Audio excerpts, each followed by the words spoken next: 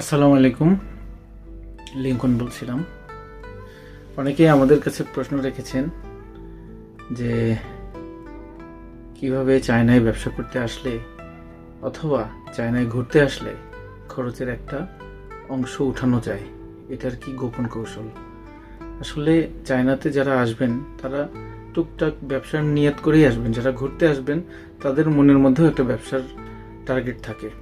China Thailand না, China Vietnam না, China অন্য দেশ না যেখানে গিয়ে আপনি খালি হাতে ফেরত আসবেন।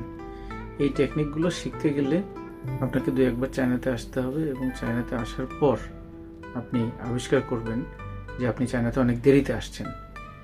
এটা আমি কোনো কৌশল শিখাবো না। আপনি সারা জীবন যা করে আসছেন সেটার উপর নির্ভর করে আপনার কি অভিজ্ঞতা আছে এটার উপরে বেস করে আপনি নিজেই একটা আইডিয়া খুঁজে বের করবেন।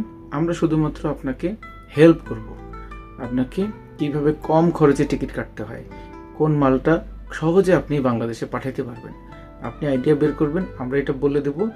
একান্তই যারা একেবারে পারতেছেন না তারা আমাদের সাথে যোগাযোগ করলে আমরা আমাদের কিছু প্রোডাক্ট আপনার মাধ্যমে কিনে আপনাকে দিয়ে কিনিয়ে আমরা সেখান থেকে কিছু খরচ উঠিয়ে দিতে পারবো।